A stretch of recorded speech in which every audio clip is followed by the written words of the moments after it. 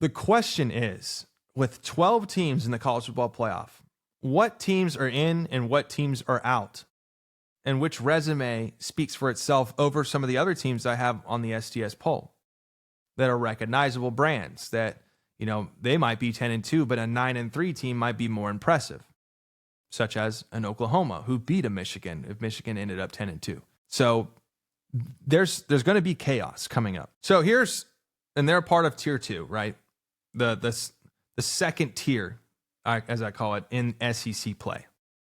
The current standings, you got A&M at number 1, they're 6-0. Bama's number 2, they're 6-0 as well. Georgia's is 6-1. Fourth place is Ole Miss at 5-1. Texas only has one loss in the SEC, they're 4-1.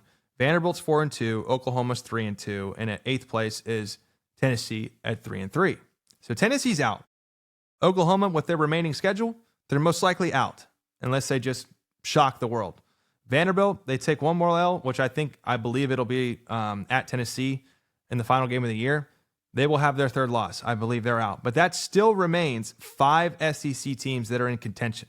Because like I mentioned earlier, with Ole Miss and Georgia and Bama, if Bama and Georgia win their next game, then it's kind of cemented.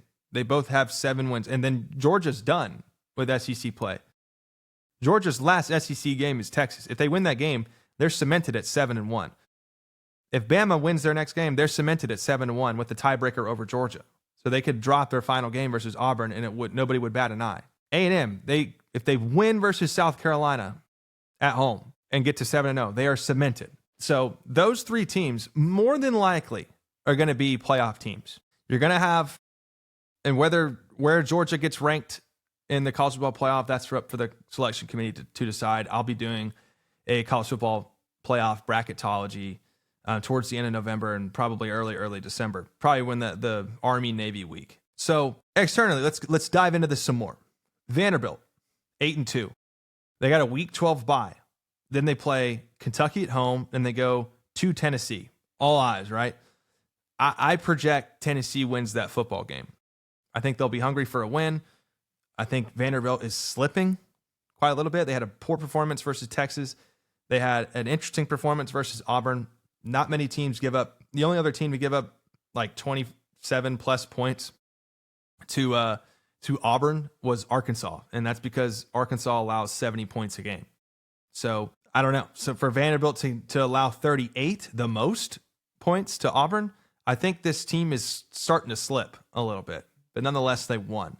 So going into Tennessee, I think that offensive firepower that Josh Heupel and Joey Aguilar have could be a little bit too much for Vanderbilt to muster. And please, for the love of God, if Tennessee could just buckle up on defense and make a stop, they win that football game at home.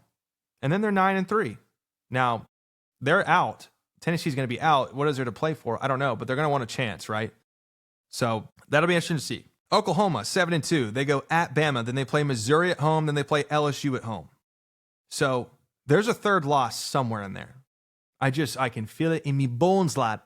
There's a third loss coming in there. And once that happens, they're out. Oklahoma's out. And I will say this from the mountaintop. If Oklahoma finishes 9-3, that is a very, very, very impressive year per their strength of schedule. And then all the additional stuff you want to add in there, like the lack of weapons or on offense or production on offense or their offensive line struggles. 9-3. If you make it to that is impressive. If they steal a win from Bama, then they have a much better chance of finishing 10-2. I don't think that'll happen. Let's watch. More than likely, they'll be 9-3, 8-4. More than likely.